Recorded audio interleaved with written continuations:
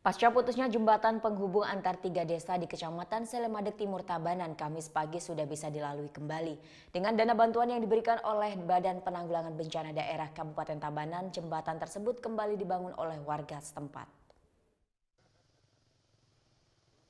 Warga dari 3 desa yakni Desa Tegal Mengkep, Tanggung Titi, dan Braban kini sudah bisa tersenyum. Pasalnya jembatan yang pada Selasa malam putus akibat terkena terjangan air sungai, Kamis pagi sudah bisa digunakan kembali. Tidak lebih dari 24 jam pasca putusnya jembatan penghubung 3 desa ini, warga secara bergotong royong membangun kembali jembatan tersebut menggunakan dana bantuan sosial yang diberikan oleh BPBD Kabupaten Tabanan. Dengan telah diperbaikinya jembatan ini, warga yang akan menuju kota maupun sebaliknya sudah tidak perlu mencari jalur alternatif lain dengan jarak belasan kilometer. Ke Badan Penanggulangan Bencana Daerah Kabupaten Tabanan dengan sigap dan cepat turun langsung sehingga memberikan bantuan berupa dana partisipatif untuk pengerjaan itu, di mana pengerjaannya dikerjakan oleh masyarakat secara keseluruhan, sehingga pada malam hari jam 10 tadi malam sudah rampung jembatan yang putus tersebut.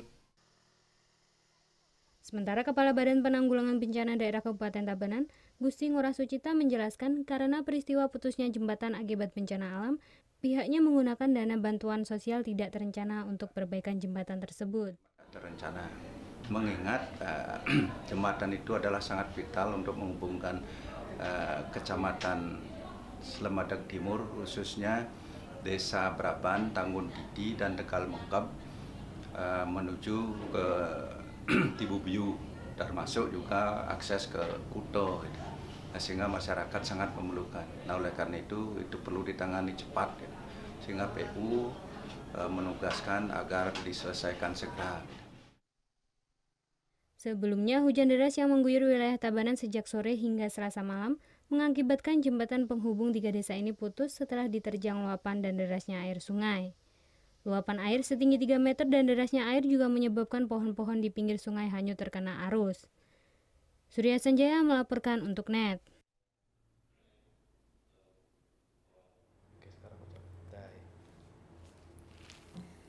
Udah selesai kan nontonnya?